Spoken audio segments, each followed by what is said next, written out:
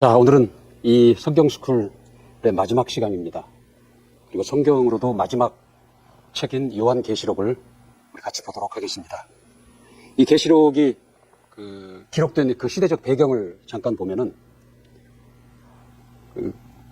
기독교에 대한 박해가 로마 도시를 벗어나서 로마 제국 전 제국으로 이 박해가 이루어질 때입니다.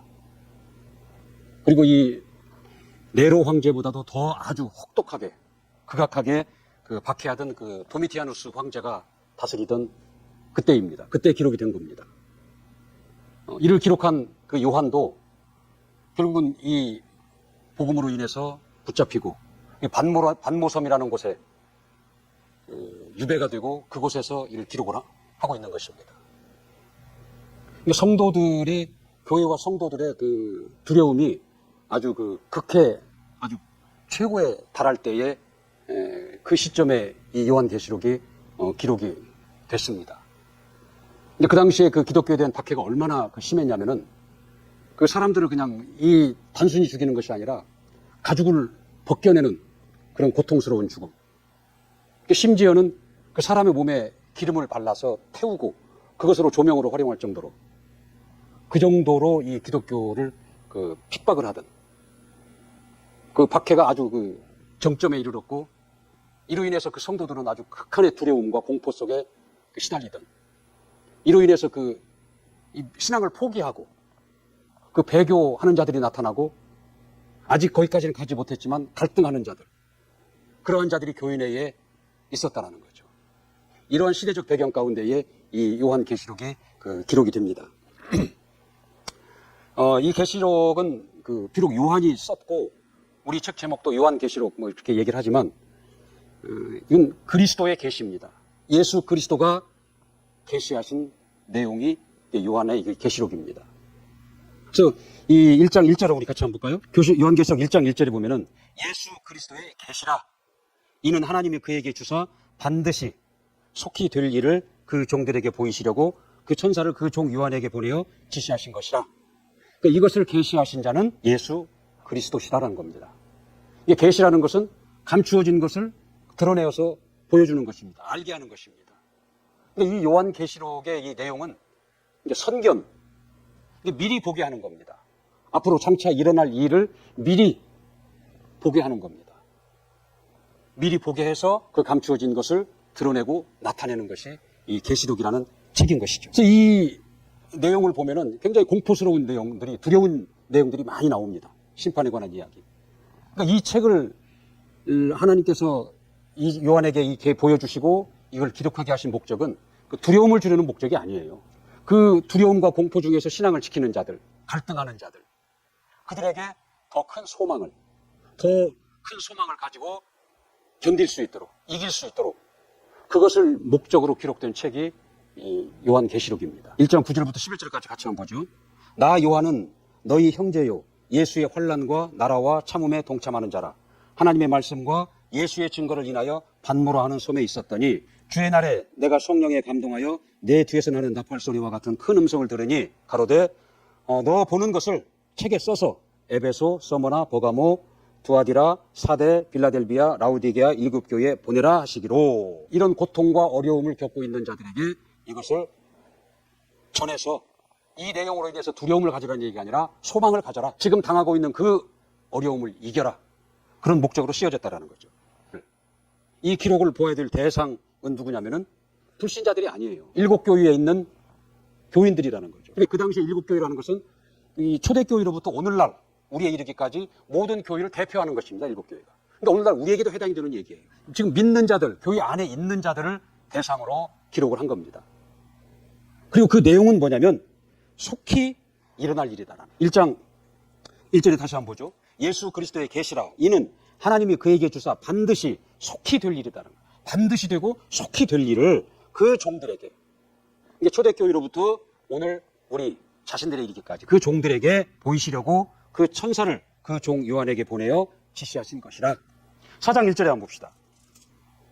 이 일 후에 내가 보니 하늘에 열린 문이 있는데 내가 들은 바 처음에 내게 말하던 나팔 소리 같은 그 음성이 가로되 이리로 올라오라. 이후에 마땅히 될 일을 내가 내게 보이리라 하시더라. 마땅히 일어날 일을 미리 선견 보게 한 것입니다. 누구에게? 교회 안에 있는 그 성도들에게. 그러니까 이 계시록은 예수 그리스도의 계시요. 그리고 핍박과 그 고통 중에서 신앙을 포기하고 싶은 그 두려움 중에 있는 자들에게 소망을 갖게 하고 이기게 할 목적으로 쓰여진 것이다라는 거죠. 그리고 그 내용은 속히 그리고 반드시 이루어질 그러한 내용을 기록한 것이 요한계시록입니다. 근데 두려운 심판의 얘기가 많이 차지하고 있어요. 이 분량 중에서. 그렇기 때문에 많은 사람들이 이 책을 두려움의 책이다. 이 책을 보면서 두려움을 갖는다라는 거죠. 근데 그런 의도가 아니라는 거죠. 오히려 우리는 그 두려움을 믿음으로 인해서 피할 수 있다라는, 이 어려움을 이기는 자들에게는 그 두려움을 피하고 더 큰 새하늘과 새 땅이 예비되어 있다라는 것을, 더 큰 소망을 주고 그것을 선택하고자 이 책이 그런 의도로 쓰여졌다라는 겁니다. 그러니까 예수께서는 지금 이런 어려움 중에 있는 그 성도들에게, 당시의 7교회 성도들이겠죠. 그들에게 또 오늘날 우리에게 메시지를 환상으로 보여준 거예요. 그래서 이 환상으로 메시지를 보여주시면서 이 메시지를 따라서 너희가 소망을 가져라. 그리고 이기는 자가 되어라. 그렇게 하시는 것이다라는 거죠. 근데 이 환상의 내용이 많은데 이 환상에는 숫자가 나와요. 여러 색깔들이 나오고 짐승들이 나오고 용, 뱀, 여자, 음녀와 같은 그 비유와 그 상징들로 되어 있다라는 거죠. 그렇기 때문에 내용이 어려워요. 해석하기가 쉽지가 않다라는 거죠. 그래서 이로 인해서 그 여러 가지 해석과 주장하는 자들이 막 나와요. 그리고 심지어는 이것을 이용해가지고 미혹하는 자들이 많이 나온다라는 거죠. 그러니까 우리는 이 요한계시록을 보면서 이 요한계시록을 기록한 목적을 벗어난 해석, 이것에 너무 관심을 가질 필요가 없다라는 거죠. 지나친 관심을 우리는 가질 필요가 없다라는 거죠. 그걸 경계해야 된다라는 거죠. 이 요한계시록을 요한에게 기록하게 한 그 기록된 목적을, 큰 그림을 보면 되는 것이지, 색깔이, 숫자가, 무슨 그런 것들을 자꾸 깊이 빠져들어가지고 엉뚱한 곳으로 가지 않도록 그런 것에 대한 그 경계를 좀 할 필요가 있다. 그런 것입니다. 자, 성경의 그 처음 책인 창세기는 모든 것의 시작을 다루고 있습니다. 그리고 성경의 마지막 책인 이 요한의 계시록은 모든 것의 마지막을 다루고 있다는 거죠. 그래서 창세기는 모든 창조로부터 시작을 합니다. 근데 이 창조는 방향이 있고 목적이 있다는 거예요. 그러니까 예수 그리스도라는 방향을 향해서, 예수 그리스도라는 목적을 향해서 창조가 이루어집니다. 그래서 그로 말미암고 그를 위하여 그랬잖아요. 사람이 거할 수 있는 환경을 조성하시고 거기에 사람을, 남자와 여자를 지으시잖아요. 이건 뭐냐면 인자로 오실 하나님의 아들, 그가 오실 길을 예비하시는 것입니다. 그리고 이 남자와 여자가 이 땅에 충만할 때에 아담 하나를 택하시잖아요. 그 아담에게 하늘에서 지은 한 영을 그에게 부으십니다. 그래서 아담으로 하여금 생명이 되게 하신다는 거죠. 이건 뭐냐면 영이신 예수 그리스도, 그 하나님을 모실 자를 예비하시는 거예요. 그리고 그 생명의 사람이, 이제 아담의 자손들이 이 땅에 늘어남으로 인해서 이게 곧 하나님의 아들들과 사람의 딸들, 영이 없는 그 네피림의 그 딸들과 혼인이 이루어짐으로 인해서 영이 자꾸 소멸해 간다라는 거죠. 그래서 하나님은 이를 염려하셔서 노아의 홍수로 영으로서 온전한 노아의 가족만을 남기시고 다 멸절시키는 겁니다. 그러니까 예수 그리스도가 오시는 길이 방해받지 않도록 하시는 거예요. 그리고 그 노아의 후손들 중에서 아브라함을 택하시고 이삭과 야곱의 12아들로 하여금 이스라엘이라는 국가를 형성케 하십니다. 그리고 그 중에서 다윗 왕의 왕가의 자손으로서 예수 그리스도가 이 땅에 나타나십니다. 처녀의 그 태를 빌려서 이 땅에 하나님이 나타나신 것이다라는 거죠. 이것이 임마누엘이에요. 이것이 예수 그리스도의 초림입니다. 그리고 이것이 여기까지가 구약 성경의 이야기다라는 거죠. 근데 신약에 오면은 보이지 않는 하나님의 그 본체의 형상으로 나타나신 예수 그리스도, 그가 오셔서 보이지 않는 하나님을 우리에게 드러내시고 나타내십니다. 천국 복음을 알리십니다. 온 인류를 구하시고 마귀를 멸하시는 그 일을 하시고, 그리고 그가 하늘에 오르시기 전에 내가 가면 성령을 보내주시겠다고 약속을 하시고, 내가 가는데 반드시 다시 오시겠다는 약속을 하시고 가십니다. 그리고 약속하신 대로 성령을 보내주셔서 성령으로 말미암아 교회가 세워지고 복음이 온 천하에 전파가 됩니다. 그리고 약속하신 대로 그가 이제 다시 오시는 거죠. 다시 오셔서 그가 모든 걸 심판하십니다. 그래서 어떤 자는 천국에서 영생할 자가 있고, 어떤 자는 지옥에서 영원히 멸망할 자로 분류하신다라는 거죠. 그리고 각자 자기의 그 행위대로 어떤 자는 상을 받을 자로, 어떤 자는 불 가운데 얻는 구원처럼 보잘것없는 것을 받는 자로 그렇게 분류하신다라는 거죠. 그리고 지금까지 이를 위해서, 결국 하나님의 그 뜻을 이루기 위해서 쓰임받았던 모든 사람이 거하는 지구와 별이 떠있는 이 우주가 마치 블랙홀에 그 어마어마한 별들이 빨려 들어가서 흔적도 없이 사라지듯이 이 지구에, 이 우주에 종말이 온다라는 거죠. 이게 신약 성경의 이야기입니다. 우리가 계시록 22장 13절 한번 보시겠습니다. 22장 13절. 나는 알파와 오메가요, 처음과 나중이요, 시작과 끝이라 그러셨다는 거죠. 이 모든 것들이 창조가 예수 그리스도로 말미암았다라는 거죠. 그가 창조하셨고 그를 위하여 창조한 겁니다. 이 창조로부터 마지막은 뭐예요? 예수 그리스도가 오셔서 이 모든 것을 마무리하시는 것입니다. 그래서 나는 처음과 나중이다. 알파와 오메가다. 그렇게 그 얘기를 하시는 것이다라는 거죠. 이게 하나님의 경륜이에요. 이 경륜이란 뭐냐면 하나님이 뜻을 세우시고 그 뜻을 이루어 가시는데 그 작정된 계획이 있다라는 거죠. 이게 처음부터 마지막까지 하나님의 뜻을 세우시고 그 뜻을 이루기 위한 그 경륜, 그 계획 안에 모든 것이 다 지금 들어있는 거예요. 그러니까 과거에 태어나서 죽은 자들이나 지금 살아있는 자나 앞으로 태어날 자도 이 하나님의 경륜에서 예외될 자가 없습니다. 모두가 이 하나님의 경륜 안에 있게 된다는 거예요. 농부의 밭에 심겨진 작물은 그 농부의 경륜 안에 다 들어있어요. 농부가 씨를 파종할 때 농부는 벌써 타작마당을 생각하는 겁니다. 그래서 그 타작마당에서 알곡은 거두어서 곡간에 들이고 쭉정이는 꺼지지 않는 불에 태워버린다는 거죠. 이와 같이 우리는 이 하나님의 경륜을 피할 수가 없다는 거죠. 어느 누구도 예외 없이 이 하나님의 경륜 안에 있다는 것을 우리는 그걸 깊이 받아들일 필요가 있다는 거죠. 그래서 이 1장은 뭐냐면은 그 요한이 그 예수 그리스도로부터 계시를 받는 장면이 기록이 되어 있고, 그러니까 2장과 3장은 이제 7교회에게 예수 그리스도께서 그 전하시는 권면의 말씀이 나와요. 근데 말씀이 시작하기 전이나 말씀을 마치신 후에 성령이 교회들에게 하시는 말씀을 들을지어다. 계속 반복하고 계시다라는 거죠. 그리고 예수 그리스도가 그 교회에게 하시고자 하시는 말씀. 당시에는 7교회이지만 7교회가 대표하는 그때로부터 오늘날에 이르기까지 모든 교회에게 하시는 말씀의 가장 중요한 내용은 뭐냐면 이기는 자가 될 거라. 이기는 자가 되어라. 그 말씀을 하시는 거예요. 우리 2장 7절 한번 보겠습니다. 2장 7절. 귀 있는 자는 성령이 교회들에게 하시는 말씀을 들을지어다. 이기는 그에게는 내가 하나님의 낙원에 있는 생명나무에 과실을 주어 먹게 하리라. 11절. 귀 있는 자는 성령이 교회들에게 하시는 말씀을 들을지어다. 이기는 자는 둘째 사망의 해를 받지 아니하리라. 2장 17절. 귀 있는 자는 성령이 교회들에게 하시는 말씀을 들을지어다. 이기는 그에게는 내가 감추었던 만나를 주고 또 흰 돌을 줄 터인데 그 돌 위에 새 이름을 기록한 것이 있나니 받는 자밖에는 그 이름을 알 사람이 없느니라. 26절에도 같은 내용이 나옵니다. 3장 5절. 이기는 자는 이와 같이 흰 옷을 입을 것이요 내가 그 이름을 생명책에서 반드시 흐리지 아니하고 그 이름을 내 아버지 앞과 그 천사들 앞에서 시인하리라. 21장 7절로 가도 이기는 자, 이길 것을 계속 교회들에게 말씀하시오. 그러면서 성령이 교회들에게 하시는 말씀을 들을지어다. 그렇게 말씀하십니다. 그럼 무엇을 이기라는 얘기냐? 2장 9절 한번 봅시다. 2장 9절 10절. 내가 내 환난과 궁핍을 아노니 실상은 내가 부여한 자니라. 자칭 유대인이라는 자들의 회방도 아노니 실상은 유대인이 아니요 사단의 회라. 내가 장차 받을 고난을 두려워 말라. 볼지어다 마귀가 장차 너희 가운데에서 몇 사람을 옥에 던져 시험을 받게 하리니 너희가 10일 동안 환난을 받으리라. 내가 죽도록 충성하라. 그리하면 내가 생명의 멸류관을 받으리라. 그러니까 지금 받고 있는 고난, 그 장차 고난이 닥쳐올 것이다. 그것을 이겨라. 그걸 얘기하는 것이다라는 거죠. 그리고 거짓 교훈을 이겨라.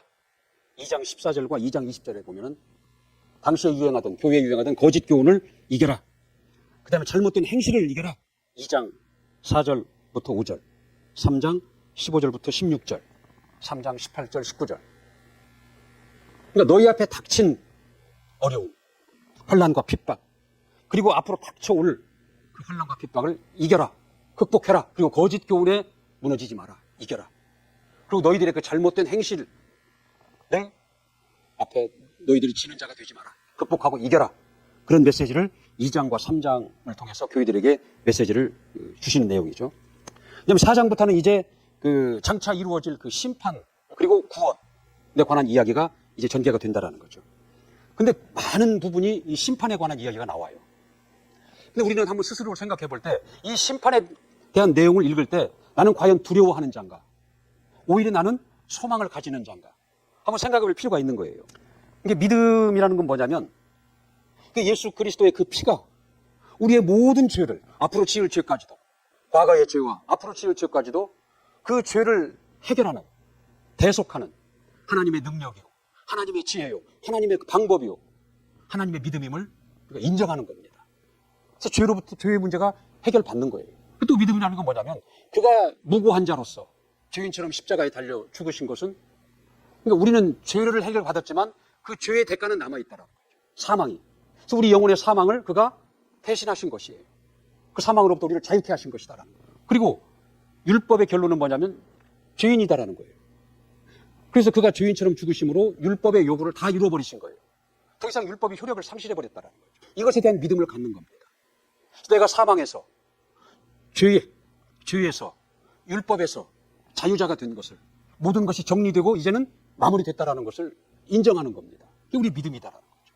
그리고 이제 예수 그리스도와 연합함으로 그의 영을 영접함으로 그의 생명으로 내가 영생하는 것이고 그의 의로 내가 의롭다함을 받고 하나님 앞에 당당히 설 수 있는 것이다라는 믿음이다라는 거죠. 이게 우리의 믿음이거든요. 근데 우리는 이 믿음에 대해서 그 의구심을 가져요. 의구심. 이 의구심을 갖는다라는 거죠. 믿지 않고 의심한다라는 거죠. 이 구자가 뭐냐면 두려울 구자입니다. 그러니까 믿지 않고 두려운 마음을 갖는 거예요. 내가 믿는다 하면서도 내가 수긍을 하면서도 그 믿음대로 과연 내가 해당이 될 것인지 그래서 내가 구원을 받는 자인지에 대한 의구심을 갖는다는 거죠. 스스로에 대해서.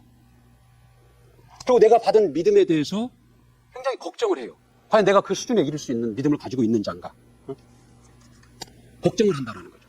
그 자기 믿음에 대해서 염려를 하는 거예요. 결국은 뭐예요? 그 믿음에 대해서 자꾸 노파심을 갖는 거예요. 이 믿음에 대한 의구심과 이 믿음에 대한 이 노파심은 내 영혼의 원수예요. 이것이 곧 짐짓질을 짓는 거예요. 그래서 그 계시록 2장 25절에도 보면은 너희에게 있는 것을 내가 올 때까지 굳게 지켜라 그렇게 당부를 합니다.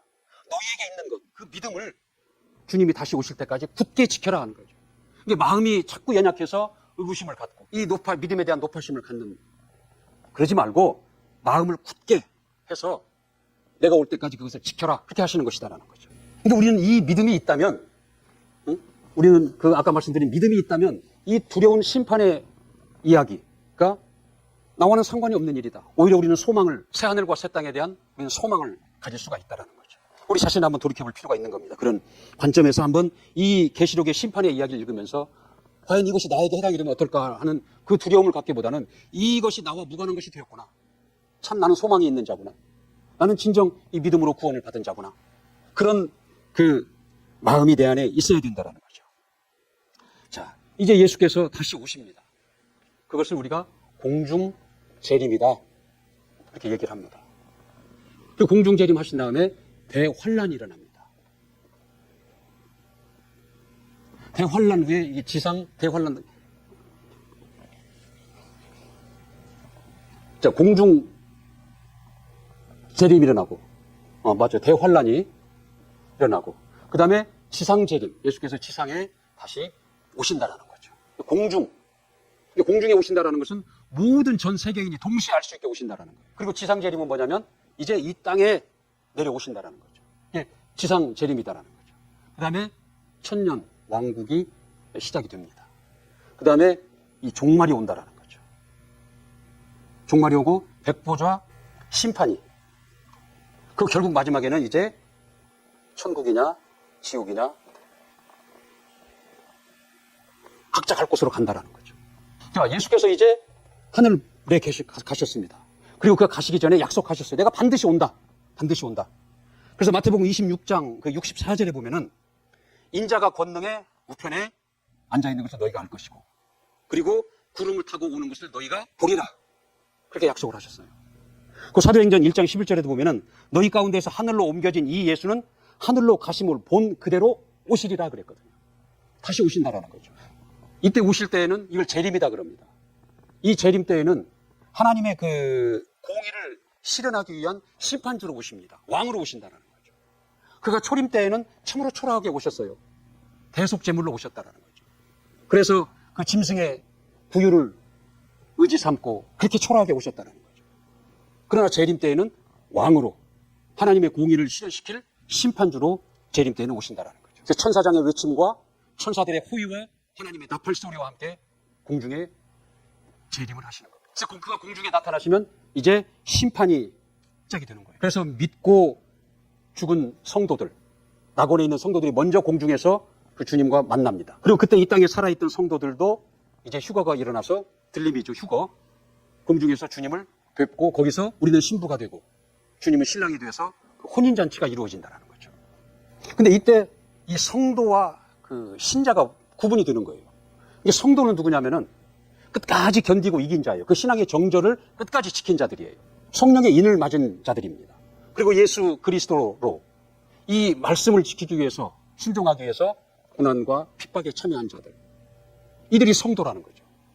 이들이 낙원에 이르고, 이들이 주님 오실 당시에 이 지상에 있는 이들이 첫째 부활에 참여해서 공중에서 주님을 뵙는 겁니다. 거기서 혼인잔치가 이루어진다는 거죠. 반면 신자는 뭐냐면 예수를 믿기는 믿는데 부인하진 않아요. 불신자는 아니다라는 거죠. 근데 겨우 턱걸이 구원을 받는 자들. 그런 자들 우리가 편의상 신자라고 표현을 하면 그 신자는 이 첫째 부활에 동참하지 못합니다. 마지막 부활 때에 심판을 받아야 된다는 거죠. 그러니까 이 신앙의 정절을 끝까지 지킨 자들, 복음을 위해서 고난을 당한 자들, 이러한 성도들과 마치 어쩔 수 없이 턱걸이 겨우 구원을 받은 그 신자와는 이 부활 때의 차이가, 분류가 된다는 것이죠. 공중 재림이 이제 공중에서 그런 일이 있는 동안에 이 땅에서는 대환란이 시작됩니다. 이 땅에서는. 그래서 이 대환란이 이 계시록에 아주 상세하게 그 묘사가 되어 있어요. 이게 창세 이래로 전무후무한 대환란이 시작된다는 거죠. 그래서 7인의 환란, 7 나팔, 7 대접의 환란이 성경에 기록되어 있잖아요. 그 환란이 시작된다는 거죠. 그러니까 이때는 무시무시한 천재재변이라는 거예요. 이 천재지변에 관한 내용을, 영화를 한번 보면은 무시무시하잖아요. 그 무시무시한 천재지변이 일어나고 전무후무한 기근이 이 땅에 있게 되는 거예요. 그 대유행병이 창궐을 하는 겁니다. 그리고 처참한 전쟁이 막 일어난다. 이로 인해서 이 고통 때문에 대부분의 사람들은 견디지 못하고 오히려 하나님을 원망하고 죽어요. 그리고 이 전쟁의 끝에 가면은 어린 양과 그다음에 짐승, 마귀죠, 와의 전쟁인 아마겟돈 전쟁으로 이름이 되어 있죠. 그 전쟁을 하게 됩니다. 그래서 어린 양이 이 짐승, 마귀를 결박해서 무적행에 가두어버림으로 인해서 이 천년 왕국이 이제 마무리가 됩니다. 그리고 대부분이 이때 다 죽는데 살아남을 자들은 누구냐면 이스라엘입니다. 그래도 그동안 이스라엘은 예수 그리스도가 그 인자로 오시는 길을 위해서 많은 수고를 했어요. 많은 환난을 당했다라는 거죠. 그래서 하나님은 그들만을 이 대환난 가운데서 보호하신다라는 거죠. 살아남게 하신다라는 거죠. 그 다음에 그 대환란이 다 끝나고 이제 예수 그리스도와 그와 혼인한 성도들이 지상에 내려옵니다. 그걸 지상 재림이다라고 한다는 거죠. 그 지상 재림에 내려오고 이 지상에서는 천년 왕국이 시작되는 거예요. 천년 왕국. 천년 동안 이때는 이미 마귀와 미혹하는 것들이 대환란 마무리 때에 다 무적행의 갇힘으로 인해서 방해하는 자들이 없어요. 평안 그 자체예요. 그러니까 백세에 죽는 것이 저주받아 단명하는 것이라 할 정도로 천수를 누리며 평안의 행복의 삶이 천년 동안 지속이 된다는 거죠. 이 대상은 누구냐면 주로 이스라엘이래요. 물론 이 대환란에서 살아남은 자들이 해당이 되겠지만 극히 드물다라는 거죠. 그러니까 이스라엘은 그동안 선지자들의 그 예언을 믿고 소망 가운데 기다렸던 자들이에요. 그들이 비로소 이 천년 동안 행복한 세월을 이제 누리게 된다는 거죠. 그리고 이스라엘은 그 율법을 지켜가면서 예수 그리스도가 오실 그 길을 위해 수많은 당하지도 않아야 될 환란을 겪으면서 지금까지 온 그들에 대한 하나님의 그 보상이 천년 왕국입니다. 그리고 이때에 이 공중에서 내려온 그 성도들, 주님과 같이 내려온 그 성도들이 이제는 왕이 돼서 이 세상을 다스립니다. 그리고 이스라엘의 선지자가 돼서 이스라엘을 가르친다는 거죠. 그렇게 해서 천년 왕국이 마무리가 되면 이제 종말이 오는 거예요. 지금까지 우리 인류가 살았던 이 지구와 별들이 떠있는 이 우주, 영적인 표현으로는 음부, 이 모든 것이 순간에 이제 사라진다라는 거죠. 우리가 스프링 달린 두루마리를 커튼을 한번 생각해봐요. 쭉 내려서 햇볕을 맞고 있다가 놓는 순간 도로로 말려버린다라는 거죠. 순간에 그냥. 그러거나 아니면 그 블랙홀에 막 그 어마어마한 별들이 빨려 들어가서 흔적도 없이 사라지듯이 이 모든 것이 사라지고 끝나버린다라는 거죠. 없어져 버린다라는 거죠. 종말이 온다라는 거죠. 그 다음에 기다리고 있는 것이 백보자 심판입니다. 백보자 심판이라는 것은 이게 하나님의 그 심판대 앞에 선다 그 얘기예요. 힐백자, 보좌. 이게 흰 의자 앞에 책상이 있고 그 책상 위에 책이 놓여 있고 그 앞에서 모두가 심판을 받는다. 그게 백보자 심판이거든요. 이 백보자 심판 때에 그동안 믿지 않고 무저갱에 갇혔던 불신자들, 그리고 배교한 자들, 견디지 못하고 배교한 자들, 그리고 촛질벌이에 동참하지 못한 신자들, 그리고 그동안 소망 가운데에 기다려왔던, 믿음으로 기다려왔던 그 이스라엘 자손들, 아브라함의 품에 있던 이스라엘들, 그리고 이 천년 왕국 동안에 양육받은 사람들, 주로 이스라엘이 되겠죠. 그들 모두가 이 백보자 심판 앞에 서게 된다라는 거죠. 주님이 오실 때 첫째 부활에 참여한 성도들은 이 백보자 심판하고 상관이 없어요. 그러니까 우리는 이 첫째 이 부활 때에 여기서 주님을 뵈려고 그래야지 이 백보자 심판 앞에서 주님을 뵈려고 했다가는 우리는 절망입니다. 그럴 가능성이 드물어요. 없어요. 그러니까 끝까지 견디라는 거예요. 끝까지 이기라는 것이죠. 그래서 이 백보자 심판 앞에는 책이 놓여 있는데 그 생명을 기록한 책과 행위를 기록한 책이 놓여 있다는 거예요. 그래서 그 생명책에 기록된 자는 영생, 천국에서 영생을 하는 것이고 그 생명책에 기록이 없는 자들은 지옥에서 영원한 멸망에 처해지는 겁니다. 그리고 이 행위를 기록한 책에는 순종한 것과 불순종한 것이 다 기록이 되어 있어서 순종한 자는 상을 받고 불순종한 자들은 불 가운데 얻는 구원이라고 그랬어요. 우리가 불난 집에서 빠져나온 자들을 보면 벌거벗은 상태로 화상을 입고 아무것도 손에 쥔 것도 없이 머리도 다 꼬시르고 겨우 목숨만 부지하고 살아나오는 것이 그게 불 가운데 나오는 자들이다라는 거예요. 그래서 한 것이 없으면 불 가운데 얻는 구원을 얻는 거예요. 구원은 받되. 누구는 상을 받는데 누구는 불 가운데 얻는 구원을 받는다라는 거죠. 근데 이 백보자 심판 앞에서 갈 곳이 나눠지는 거예요. 이 백보자 심판대로 누구는 상을 받고 누구는 불 가운데서 구원 얻을 자로 분류가 된다라는 거죠. 그리고 그 결과대로 누구는 천국에서 누구는 지옥에서 영원히 이제 거기서 살아가는 것이다라는 거죠. 이 천국, 새 하늘과 새 땅이라고 그랬죠. 우리 심판, 이 백보자 심판 위에 가게 될 이 천국과 지옥은 어느 누구도 지금까지 보지도 못했고 체험해보지도 못했다라는 거죠. 이 새 하늘과 새 땅, 천국이라는 것은 하나님의 통치가 완전하게 이루어지는 곳입니다. 더 이상 아쉬움도 없고 부족함이 없는 곳이에요. 사망도 없고 애통하는 것이 없는 것입니다. 곡하는 것이나 고통이 없는 곳이 이게 새 하늘과 새 땅, 천국이에요. 이게 평안과 아름다움과 그 행복함, 그것에 대해서 우리 인간이 아무리 상상력을 동원해서 표현할지라도 그보다 더 아름답고 더 평안하고 더 행복한 곳, 그것이 새 하늘과 새 땅, 천국입니다. 그래서 천국에 대해서는 아무리 과장되게 얘기를 해도 거짓말이 되지 않는다라는 거예요. 그래서 죄가 안 된다라는 거예요. 지옥은 그 반대의 곳입니다. 아무리 지옥에 대해서 우리가 과장되게 설명을 하고 표현을 해도 그보다 더 힘든 곳, 고통스러운 곳, 죽고 싶어도 죽음을 피할 수 없고 그 고통을 감당해야 될 곳, 그곳에서 영원히 살아가야 된다는 거죠. 그러니까 우리는 이 천국에 대해서 유토피아라고 생각을 해서는 안 됩니다. 유토피아가 뭐예요? 상상 속의 나라예요. 아주 완전한 나라예요. 아쉬움과 고통이 없고 모든 것이 즐겁고 행복하고 좋은 곳. 그게 소설에 나오는 유토피아거든요. 근데 그런 나라가 실제로 없어요. 소설 속에 나오는 나라고 상상 속의 나라라는 거죠. 근데 우리는 천국을 그런 식으로 생각해서는 안 됩니다. 유토피아라고 생각해서는 안 된다라는 거죠. 그 천국은 지금 실제로 존재하고 있어요. 주님이 그곳에 지금 계세요. 그곳에서 우리에게 믿는 자들에게 성령을 보내주심으로써 실상을 나타내고 계신다라는 거죠. 그곳에는 의의 천사들이 충만한 곳이에요. 그 천사들이 지금 성도들과 하늘을 왔다 갔다 하고 있는 거예요. 그곳에 우리 성도들이 들어간다는 거죠. 그러니까 천국을 언젠가는 가는 곳 막연하게 관념적으로 생각하고 있느냐 내가 지금, 아니면 정말 그 천국에 대해서 실제로 생각하고 실감나게 내가 지금 그걸 알고 그렇게 생각하고 있느냐는 것은 굉장히 중요한 겁니다. 그것에 따라서 내 신앙의 목적이 달라져요. 내 그 신앙생활의 태도가 달라진다는 거죠. 이 천국이 관념이고 이 천국이 막연한 자는 거기에 소망이 없어요. 예수 그리스도를 이용해서 우리 이 땅에서 천국을 누리고자 하는 일에 거기에 관심이 많다는 거죠. 그러나 이 모든 것들은 다 안개입니다.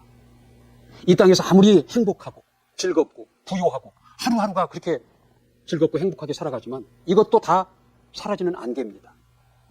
이 땅에서 내가 정말 병 때문에, 가난 때문에, 형통치 못한 일 때문에 고통스럽고 하루하루가 죽고 싶은 날이지만 이 날 또한 사라지는 날이다라는 거죠.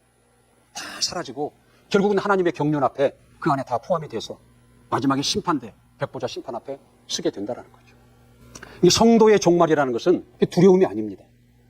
성도의 종말은 기쁨과 그 소망의 날이다라는 거죠. 그게 성도의 종말입니다. 그래서 우리는 죽음이 두려워서는 안 된다라는 거예요. 그래서 죽을 준비를 해야 된다라는 거죠. 그래서 잠언에서도 그러잖아요. 여기 잔치집에 가는 것보다 초상집에 가는 것이 나으니라.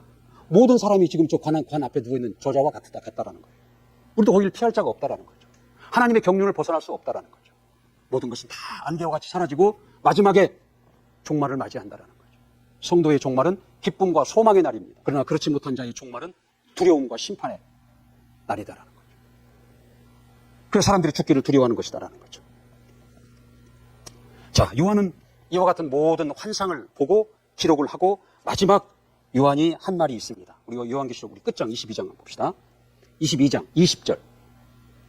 이것들을 증거하시니가 가라사대. 이 모든 걸 증거하시니가 가라사대. 예수 그리스도가 증거하셨다라는 거예요. 예수 그리스도의 계시라는 거예요.